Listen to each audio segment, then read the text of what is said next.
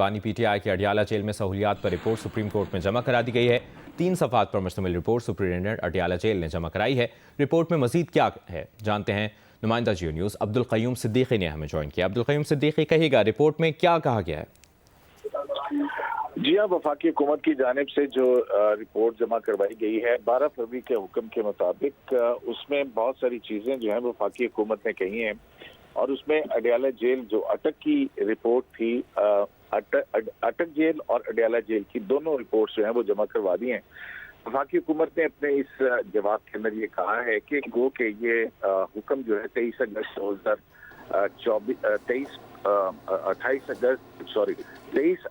2023 को और 24 अगस्त 2023 को जस्टिस उमर की सरबराही बेंच ने किया था और ये ऑर्डर 184(3) की ऑफिस के इख्तियार के तहत किया गया था।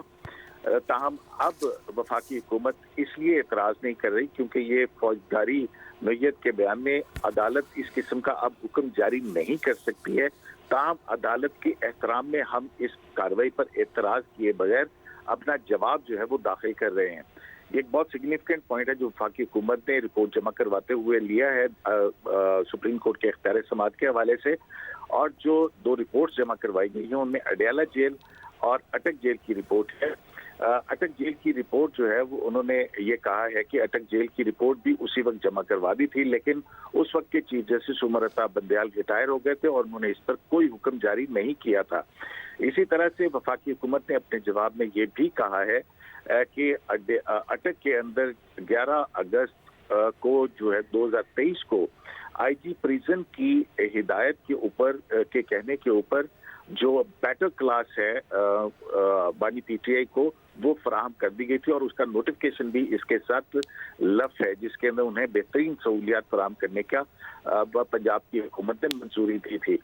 इसके अलावा जो अडियाला जेल के सुपरिटेंडेंट की तरफ से रिपोर्ट दाखिल की गई है उसके अंदर जो सहूलियात फराहम करने के हवाले से है उसमें ये कहा गया है कि बानी पीटीआई को अडियाला जेल में जो सहूलियात दी गई हैं उसमें अडियाला सुपरिटेंडेंट अडियाला जेल की मंदरजात के मुताबिक उनका कंपाउंड 7 सेल पर मुश्तमिल है। बानी पीटीआई के सेल के सामने ठीक है। अब्दुल क़य्यूम सिद्दीकी, आपने इस खबर की तफसील हमसे शेयर की, शुक्रिया। सऊदी अरब समेत मुतादिद अरब ममालिक में रमज़ान का चांद आज तलाश किया जाएगा। यूएई, कतर, कुवैत, बहरीन, मिस्र, अलजज़ायर, ट्यूनिस में आज रमज़ान मुबारक के चांद की तलाश की जाएगी। चांद देखने के लिए शाम, उर्दन, मराकश में भी इजलास होंगे। ओमान, ब्रुनाई, तुर्की और सिंगापुर में रमज़ान का आगाज़ जुमेरात 19 फरवरी से होगा। इंडोनेशिया में आज चांद नजर आने के शवाहिद नहीं मिले। इंडोनेशिया में जुमेरात 19 फरवरी को पहला रोज़ा होगा।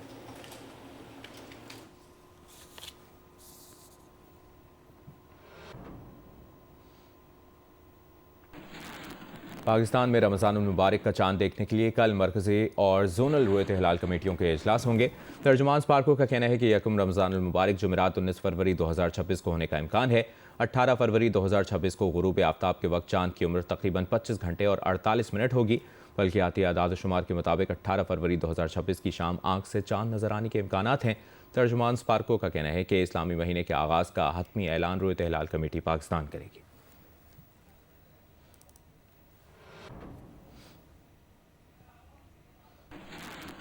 सुई सदरन ने सिंध और बलूचिस्तान के लिए गैस शेड्यूल जारी कर दिया है। ज़राए सुई सदरन का कहना है कि सुबह 3 बजे ता रात 10:30 बजे गैस सप्लाई बहाल रहेगी। रमज़ान में सहरी ता अफ्तार गैस सप्लाई वक्फे के बगैर जारी रहेगी। वज़ीर दाखिला मोहसिन नकवी ने कहा है कि अलीमा खान बानी पीटीआई की बीमारी को कैश कराना चाहती हैं, इलाज के लिए मना कर देती हैं। अलीमा खान की वजह से बानी का 3 दिन तक मेडिकल चेकअप ना हो सका। मोहसिन नकवी ने कहा कि कुछ लोग बानी की सेहत से ज़्यादा अपनी सियासत के बारे में फिक्रमंद हैं। बैरिस्टर गौहर को अडियाला जेल जाने और उनकी निगरानी में डॉक्टर्स के मुआयने की पेशकश भी की, लेकिन अलीमा खान ने पार्टी के लोगों को कहा अगर हम मान गए तो ये मामला ख़त्म हो जाएगा। मोहसिन नकवी का कहना था कि वो NRO वाली बातचीत पर नहीं है। NRO वाली बातचीत उनका सब्जेक्ट नहीं है।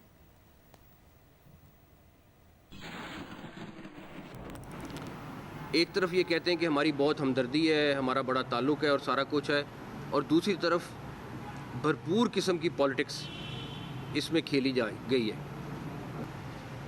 हम इस तरह की किसी भी चीज़ पे ना हम लोग ना गवर्नमेंट इसको पोलिटिसाइज़ नहीं करना चाहते।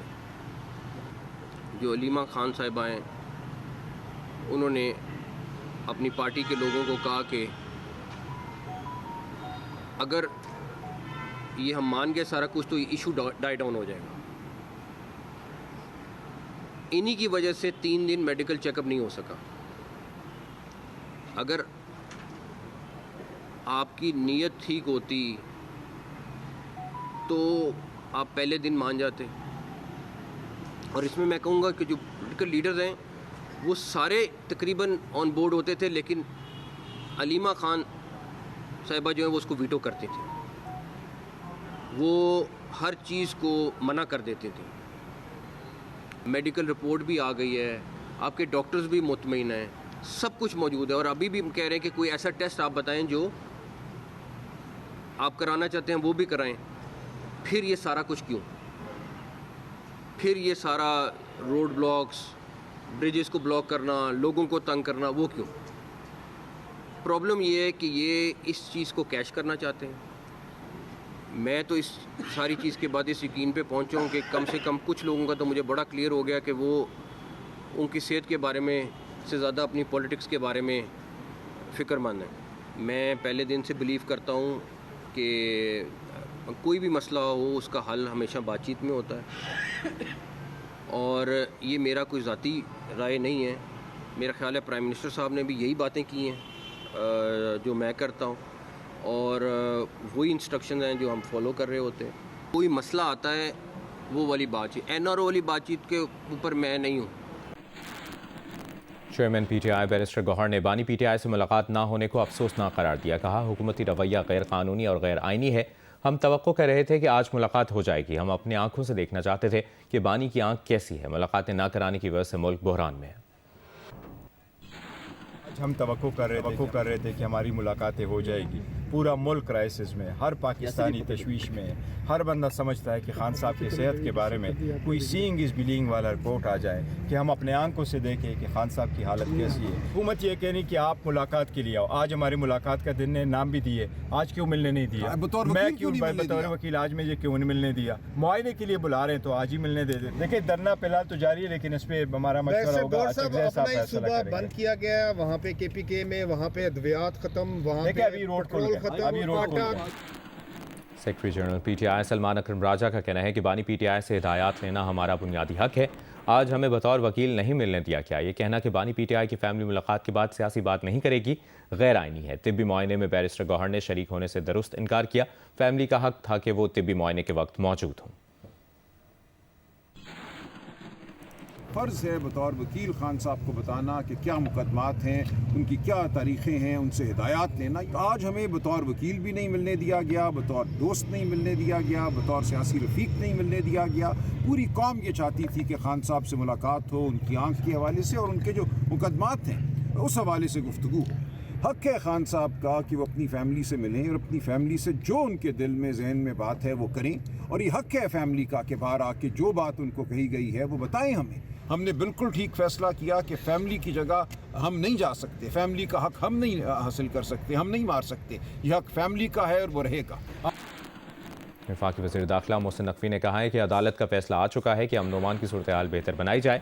अदालत के फैसले पर अमल दरामद यकीनी बनाएंगे। मीडिया से गुफ्तगू में मोहसिन नकवी का कहना था कि इस्लामाबाद के रेड जोन में खराबी पैदा करने की कोशिश की गई। किसी भी मसले का हल बातचीत में होता है। KPK की सूरत हाल के सबके सामने है। हर रोज़ कोई ना कोई वाक़या हो रहा है।